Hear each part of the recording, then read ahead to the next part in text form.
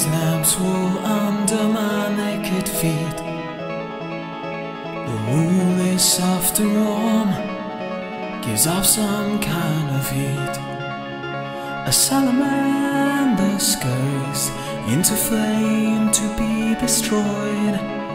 Imaginary creatures are trapped in birth on celluloid.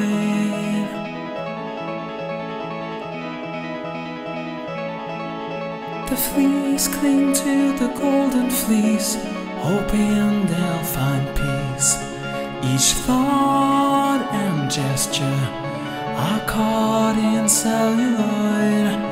There's no hiding in memory, there's no room to avoid.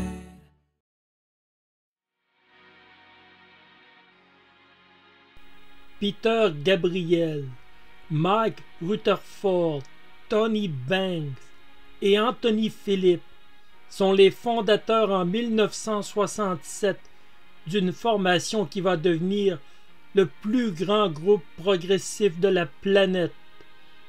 De 1970 à 1975, ce groupe va influencer plein d'artistes qui vont suivre la mode des albums concept avec une musique élaborée qui va abandonner complètement la musique traditionnelle comme le rock ou la musique populaire. Tout au long des années 70, naîtra une série d'albums progressifs qui va même reléguer pour un moment les grands groupes des années 60. Voici l'histoire du groupe britannique Genesis.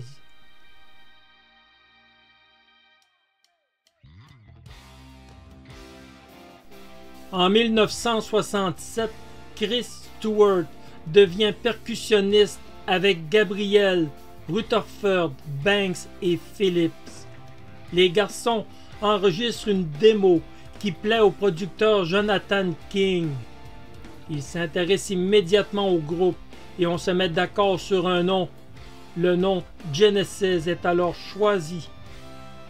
En 1968, le groupe enregistre 2 45 tours, The Silent Sun et A Winter's Tale pour la compagnie Decca.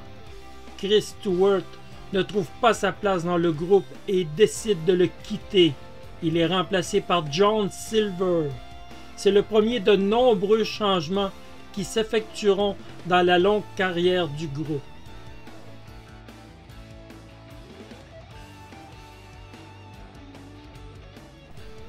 From Genesis to Revelation sera le premier opus du groupe en mars 1969.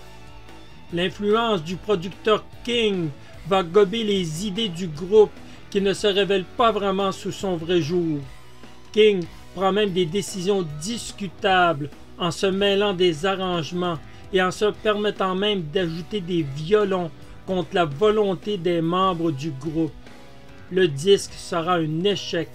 Il passera complètement inaperçu chez les critiques.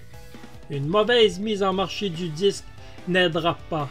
Les disquaires, se fiant à un titre trompeur, vont souvent le classer dans les disques religieux. Comme premier effort, c'est la déception. Le talent ne manque pas dans la formation. Les garçons ne perdent pas confiance en eux. Ils savent qu'ils n'ont qu'à trouver leur identité et le chemin sera tout tracé pour eux.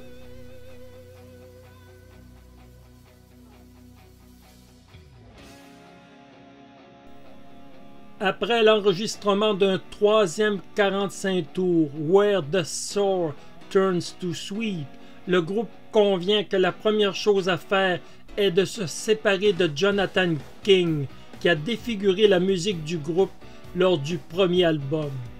On change aussi d'étiquette en signant en 1970 avec le label Charisma Records, créé par Tony Stratton Smith, qui deviendra leur manager.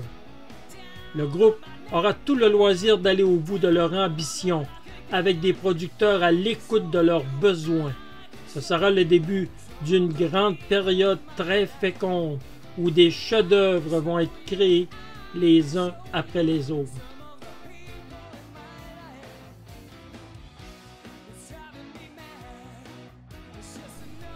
On enregistre durant l'été 1970 au studio Trident de Londres. Le travail est sérieux. Les garçons sont à la tâche. L'élaboration d'un second album va bon train lorsque le groupe aura une très mauvaise nouvelle. Anthony Phillips, un membre de la première heure, décide de se séparer du groupe. Il souffre d'un trac incontrôlable quand il doit aborder la scène. Mais son départ cache aussi le fait qu'il n'est pas à l'aise dans un groupe où tout le monde compose et où les idées sont difficiles à faire passer. Sa véritable voix se trouvera dans un studio où, sans pression, il pourra s'exécuter. Le groupe est désemparé. Phillips est un excellent musicien qui sera difficile à remplacer. Mick Barnard va remplacer Phillips un certain temps.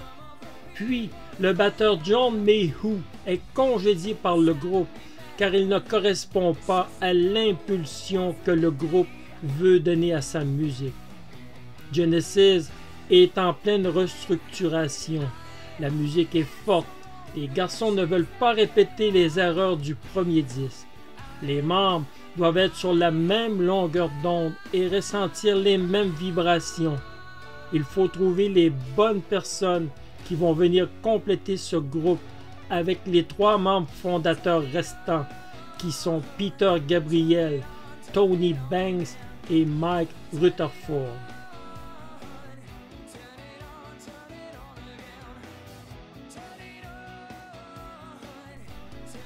Un certain Phil Collins va répondre à une annonce du Melody Maker. Dès sa première audition qu'il va passer chez Peter Gabriel, les garçons ne tarderont pas à lui demander de joindre le groupe. Genesis prend forme. Collins est un solide batteur et toute son influence sur le groupe arrivera bien des années plus tard. En octobre 1970, c'est la sortie de Trespass, premier vrai disque de Genesis dans un style progressif. Les titres sont plus longs et plus élaborés. Genesis est en train de trouver sa véritable identité. Après l'enregistrement de cet album, le batteur John Mayhew et le guitariste Anthony Phillips quittent le groupe définitivement. Le disque est plus ou moins bien reçu et ne se classe pas dans les charts. Mais peu importe, le groupe est solide. Il sait que le temps lui donnera raison. Il ne reste qu'à acquérir une stabilité qui a fait défaut depuis les débuts.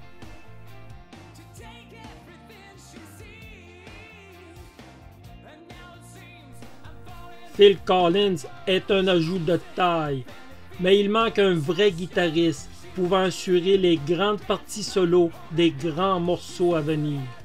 En décembre 1970, Peter Gabriel appelle Steve Hackett qui vient passer une audition. À l'exemple de Collins, Steve Hackett démontre toute sa dextérité et sa technique à la guitare. Les membres ne perdent pas de temps en lui demandant de se joindre à eux. La grande formation de Genesis est maintenant constituée. Les plus grands albums du groupe vont bientôt arriver pour révolutionner la musique dite progressive.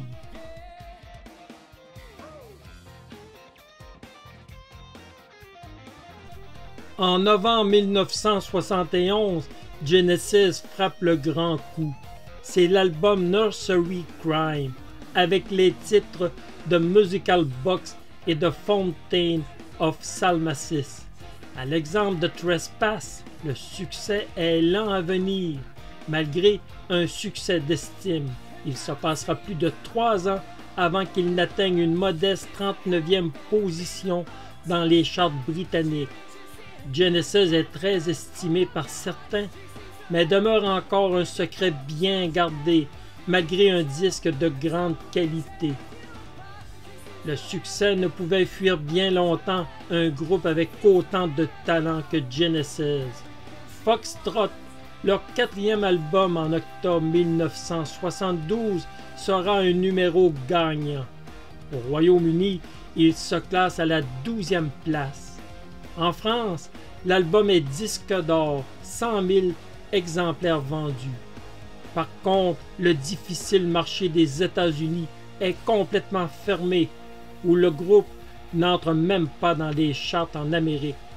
Le groupe est toutefois très populaire au Canada, surtout au Québec, où le groupe sera toujours reçu chaleureusement.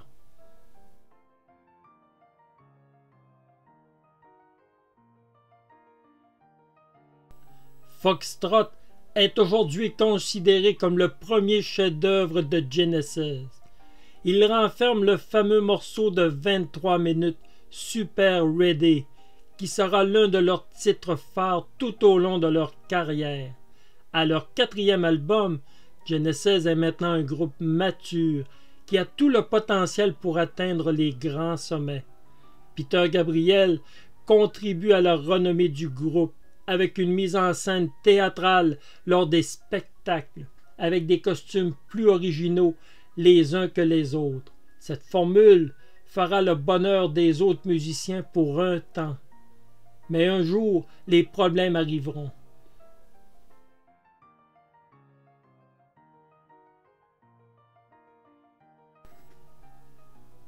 En août 1973, c'est la parution du premier album live, Genesis Live.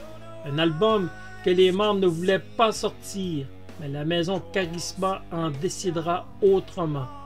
Si le disque n'apporte rien de plus pour la discographie du groupe, il n'en demeure pas moins que ce sera le seul témoignage en direct de la présence de Peter Gabriel au sein du groupe.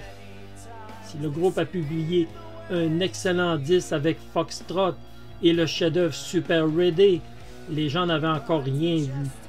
En octobre 1973, l'un des plus grands classiques de Genesis arrive dans les bacs des disquaires, Selling England by the Pound, un disque parfait. Jamais le groupe n'a atteint une telle perfection dans les arrangements et les mélodies. La voix de Peter Gabriel est parfaite, sensible et robuste quand il le faut. Genesis est à son sommet, point de vue créatif. L'album se rend jusqu'à la 3e place dans les classements britanniques et parvient tout de même à entrer dans les charts américains en 70e place. Dancing with the Moonlight Night et le grandiose Fifth of Fifth sont les pièces dominantes de l'un des plus grands albums progressifs de tous les temps.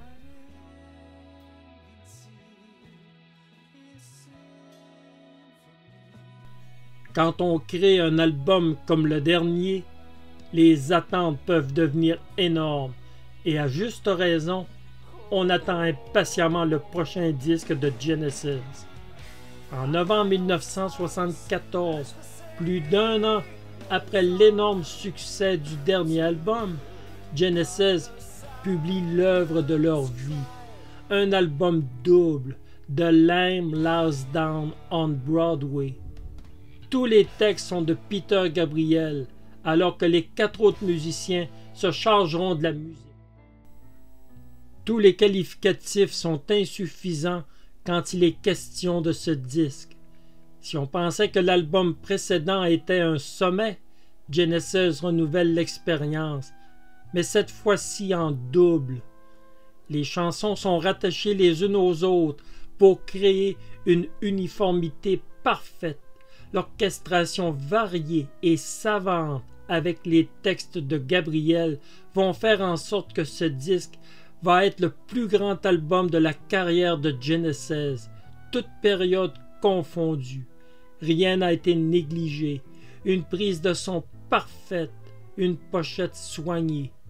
Depuis leur début, ce sera leur plus grand succès commercial, pointant même en première position en France et en 41e position aux États-Unis, qui peu à peu s'ouvre à Genesis.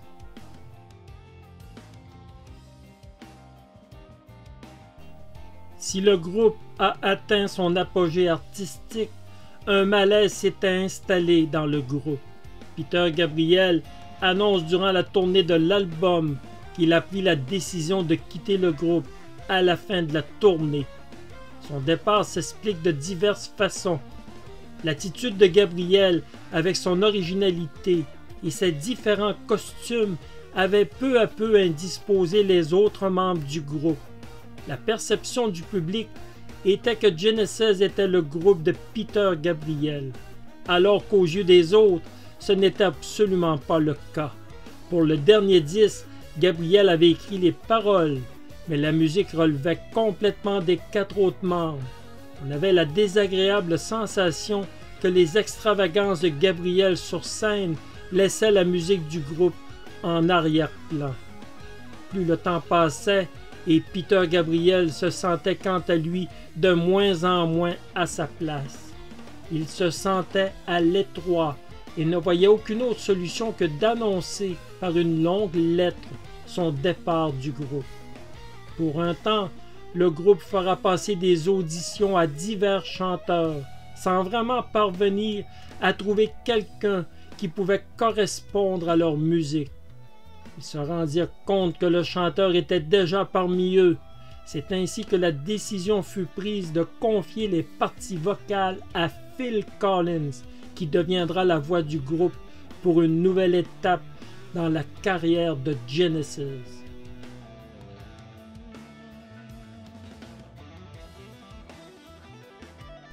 A Trick of the Tail sera le premier disque sans Peter Gabriel. Il paraît en février 1976. On s'interrogeait quant à l'avenir du groupe, qui surprendra avec un disque de bonne facture et des chansons qui vont rester dans leur répertoire, comme Squonk ou Dance on the Volcano. L'album sera un beau succès tant en Europe qu'aux États-Unis. L'album est cependant moins poussé dans le style progressif. Cet album et le prochain sont annonciateurs d'une direction qui sera plus commerciale dans l'avenir. Wine and Wuthering, le 8e album studio du groupe, sort le 27 décembre 1976. Cet album fait la place belle au clavier de Tony Banks et renferme d'autres très bons morceaux comme Afterglow ou encore One for the Vine, grande envolée de 10 minutes. Tout comme l'album précédent, Wine and Wuthering est un album de transition vers les futurs albums qui mélangeront le commercial avec quelquefois des morceaux plus longs à tendance progressive. Genesis a encore de bons moments à offrir. Ce disque sera aussi le dernier avec Steve Hackett comme guitariste. Hackett se voit refuser des compositions par les autres membres du groupe. Tony Banks et Mike Rutherford sont les chefs du groupe, et tout comme Peter Gabriel, il ne se sent plus à sa place. Il choisit donc de quitter le groupe pour se lancer dans sa propre carrière. Genesis sera maintenant réduit à un trio pour le reste de sa carrière.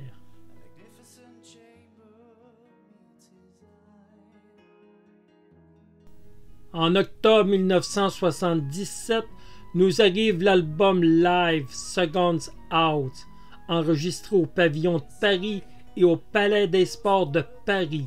Ce disque connaîtra un grand succès, reprenant certains des plus grands morceaux du groupe de l'époque Gabriel et des plus récents provenant des 2 derniers albums.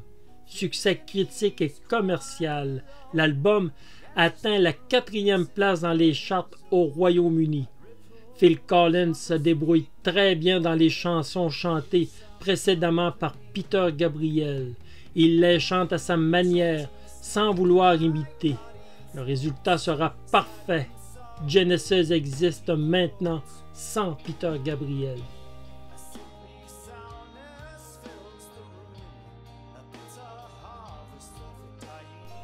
Maintenant réduit à un trio, Genesis publiera un 9e album en avril 1978, And Then There Were Three, qui contiendra un succès résolument pop, Follow You, Follow Me. Ce disque se classera numéro 3 au Royaume-Uni. Les fans de la première heure seront déçus par ce disque, toute tendance progressive est évacuée. L'album est résolument pop. L'album est quelque peu inégal et n'est pas à la hauteur des 2 derniers efforts du groupe. Même si on le qualifie de rock progressif, il est à tendance pop-rock. On se questionne dans quelle direction le trio va se diriger dans le futur.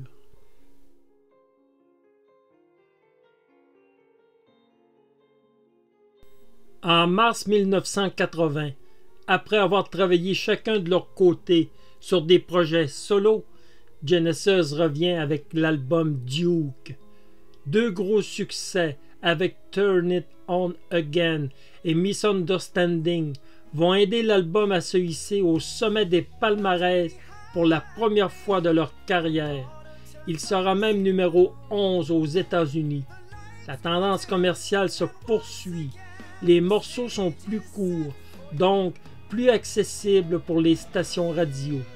On remarquera aussi des passages résolument progressifs. Genesis semble avoir fait le choix d'une direction commerciale avec quelques envolées progressives, question de ne pas se renier eux-mêmes.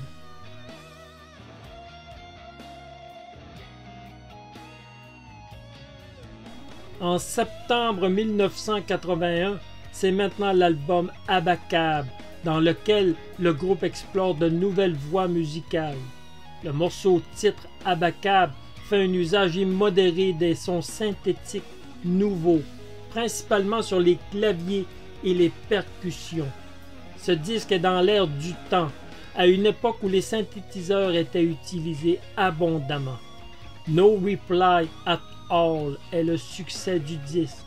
Tout comme l'album précédent, il devient numéro 1 dans les charts britanniques et 7e aux États-Unis. À travers les disques solos des membres du groupe, de ses propres disques et de ses tournées, Genesis est toujours un sujet de discussion.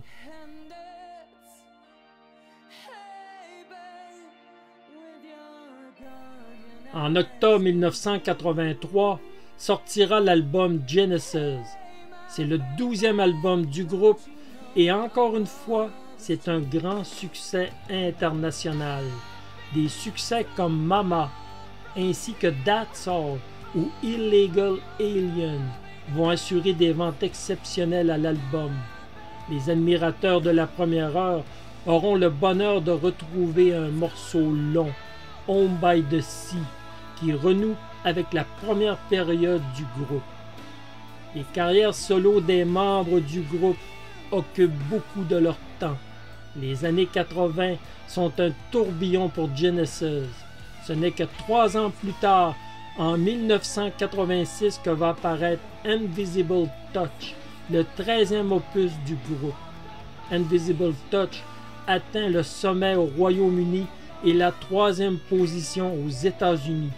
Ce sera l'album le plus vendu de toute l'existence de Genesis à l'époque. Plus de 7 millions d'albums vendus. Invisible Touch a été un succès mondial et a atteint les sommets des charts au Royaume-Uni et le numéro 3 du Billboard 200 américain. Il reste l'album le plus vendu du groupe après avoir été certifié multiplatine pour plus de 1,2 million d'exemplaires vendus au Royaume-Uni et 6 millions d'exemplaires vendus aux États-Unis. L'album est sûrement le plus commercial que Genesis aura pondu. Invisible Touch, Throwing It All Away, Land of Confusion, Tonight Tonight sont toutes des chansons qui sortiront en single. Les chansons, à ne point en douter, étaient excellentes et certaines comme Land of Confusion vont demeurer dans le répertoire pour les spectacles dans les années à venir.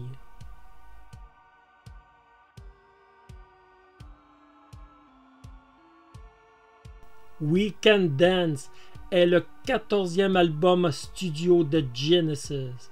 Il sortira 5 ans après Invisible Touch. L'album se vendra à plus de 10 millions d'exemplaires. Le succès est une autre fois planétaire.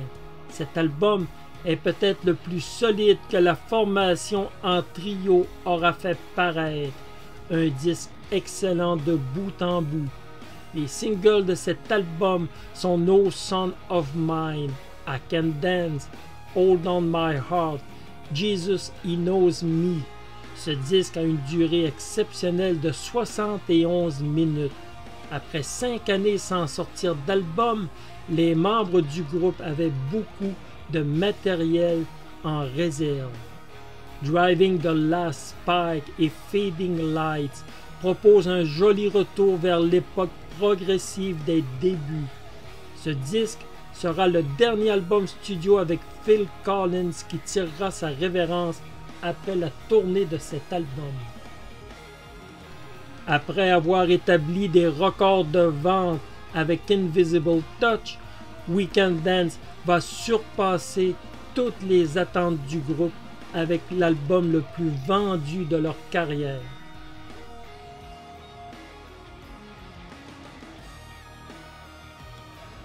En 1997 paraîtra le 15e et dernier album studio de Genesis, Calling All Station, avec le chanteur Ray Wilson. Malgré des ventes raisonnables en Europe, l'album se fracassera aux États-Unis. Malgré d'excellents morceaux, l'âme de Genesis semble s'être envolée. Après avoir survécu au départ de Peter Gabriel, la perte de Phil Collins semblait sonner le glas du groupe. Après plus de 15 albums studio et 6 albums live, l'un des plus grands groupes mettait fin à sa carrière.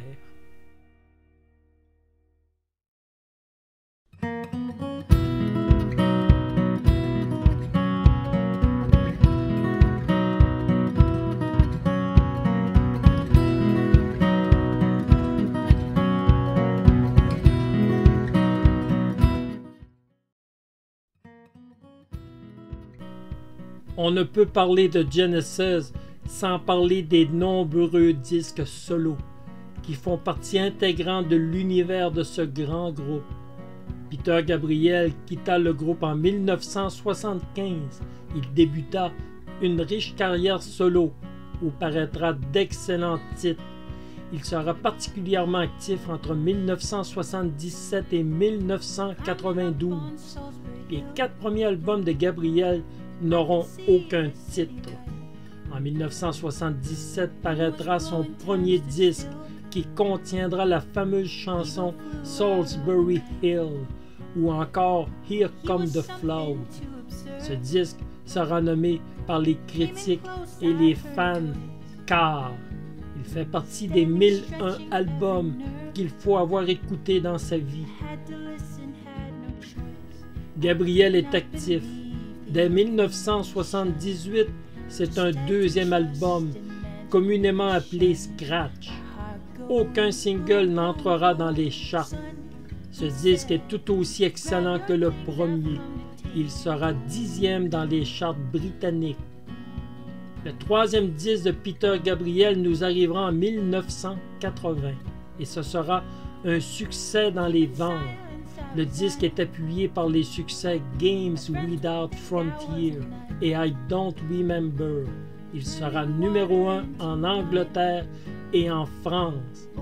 À l'exemple de Genesis, Peter Gabriel touche le succès artistique, mais est aussi maintenant un grand vendeur.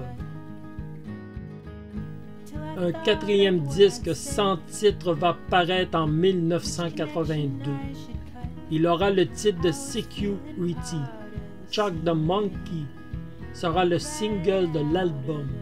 Il se classera 6e dans les charts britanniques. En 1986, un 5e disque avec cette fois un titre, So. Ce disque sera son plus grand vendeur dans sa discographie solo. Sledgehammer sera numéro 1 aux charts américains.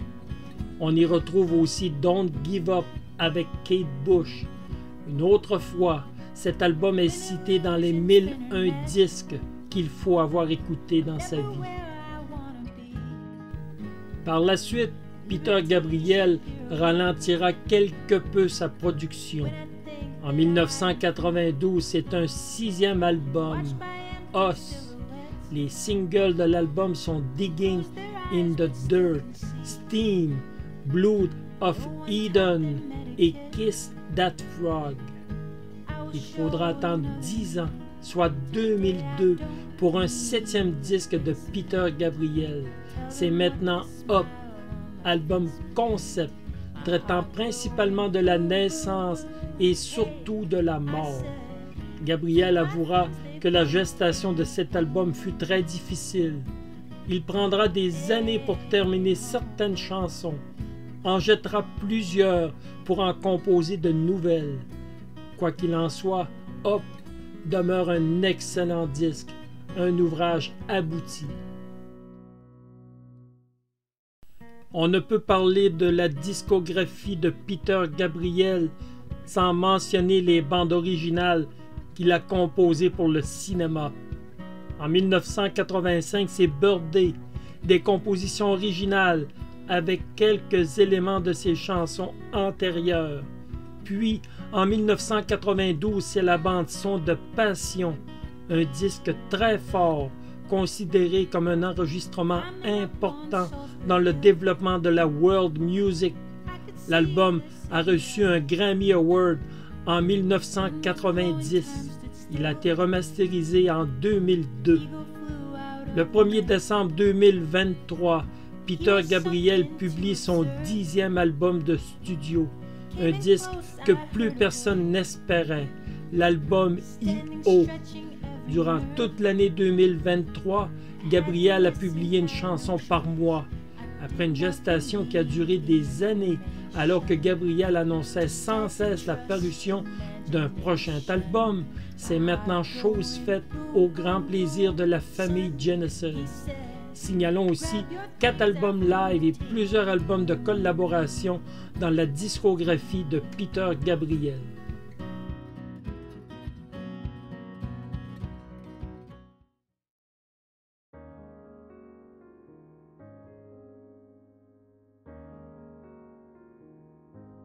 Quand Phil Collins s'est joint comme batteur au groupe Genesis, nul n'aurait pu prédire la carrière solo qu'il aurait un jour. Après avoir remplacé Peter Gabriel comme chanteur attitré du groupe, il débuta en 1981 une série d'albums au nombre de 8 qui vont asseoir sa renommée. Récipiendaire d'un Grammy Award et d'un Oscar, il a vendu plus de 33 millions d'albums aux États-Unis et 150 millions d'albums dans le monde.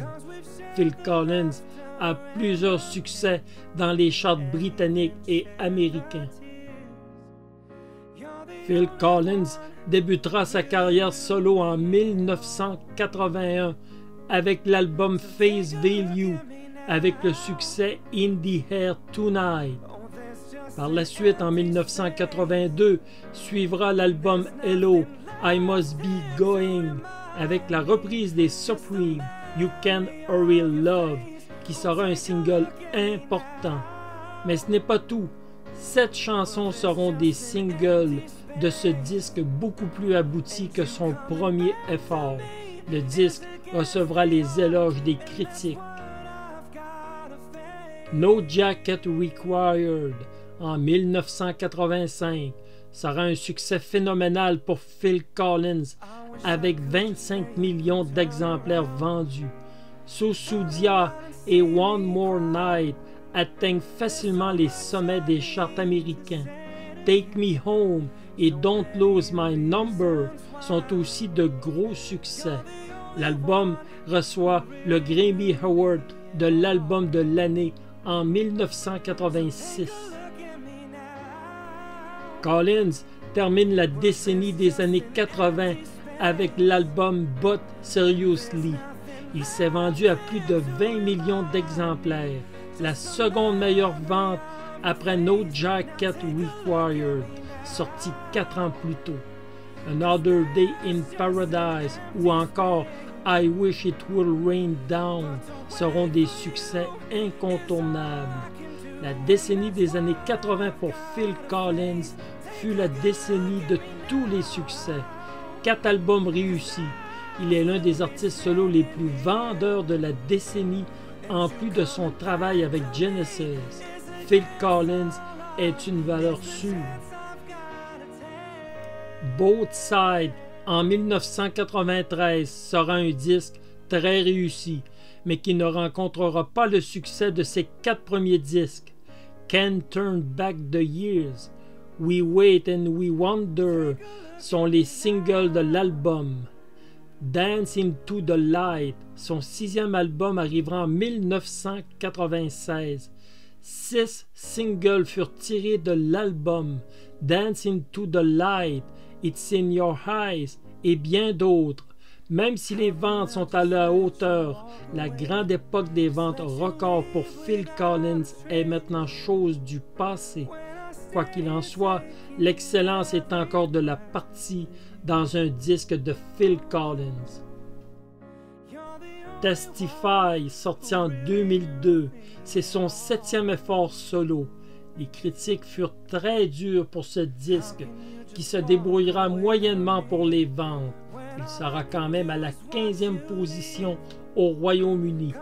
Par contre, aucun single n'a pu percer le top 40 des charts américains. Ce disque sera le moins bon résultat pour les ventes de toute la carrière de Collins et son disque le moins inspiré. Going Back en 2010 sera son 8e et dernier album solo.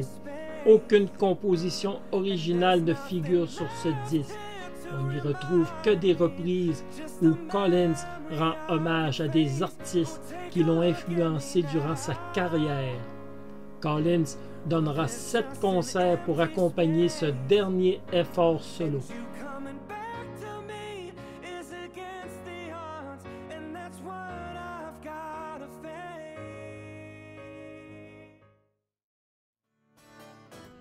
Soulignons aussi le travail solo de Mike Rutherford, qui fit beaucoup moins de bruit que Phil Collins ou Peter Gabriel, mais qui mérite pour sa persévérance et un certain succès.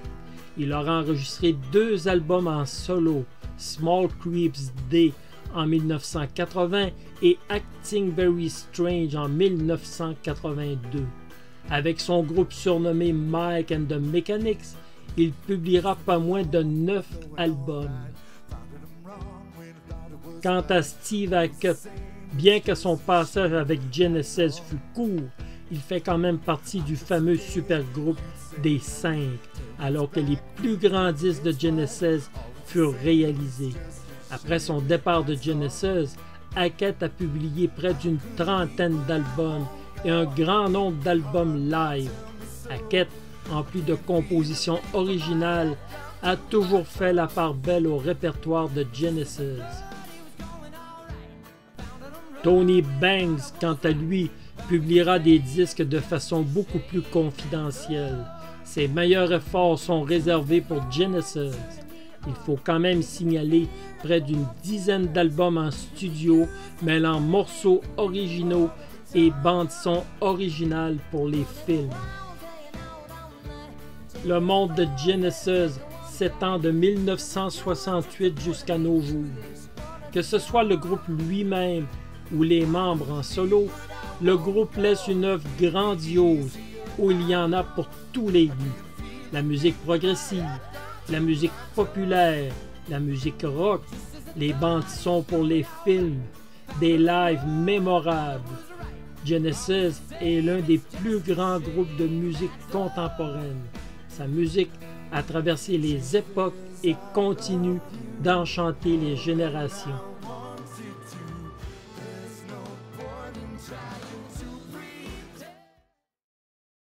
There is lamb's wool under my naked feet. The wool is soft and warm, gives off some kind of heat. A salamander scurries into flame to be destroyed. Imaginary creatures are trapped in birth on celluloid.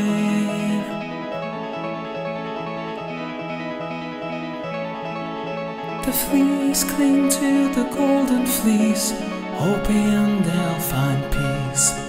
Each thought and gesture are caught in celluloid.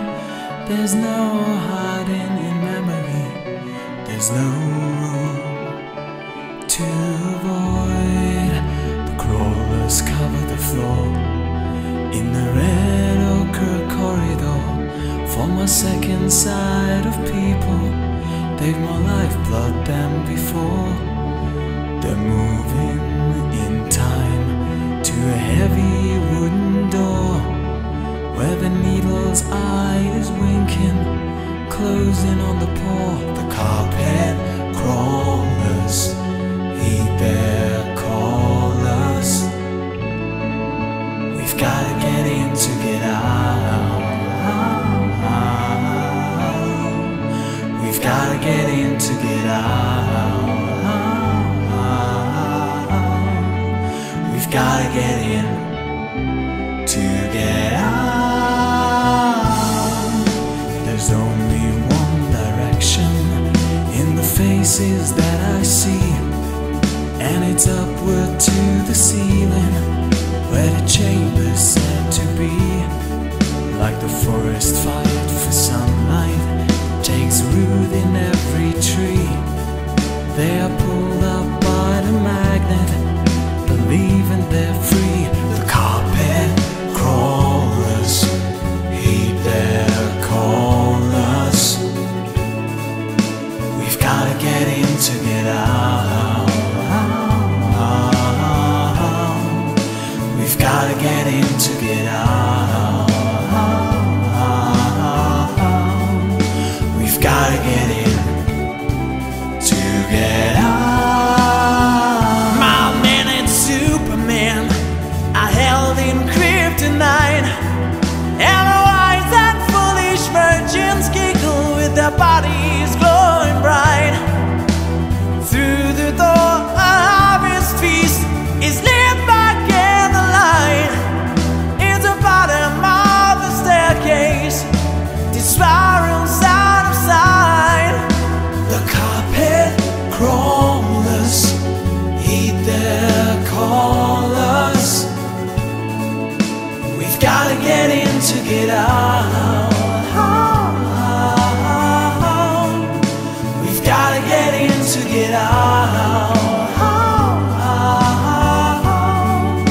We've gotta get in to get out. The porcelain mannequin with shattered skin fears attack, and the eager prey lift up their pictures. They carry all they lack. The liquid has congealed, which has seen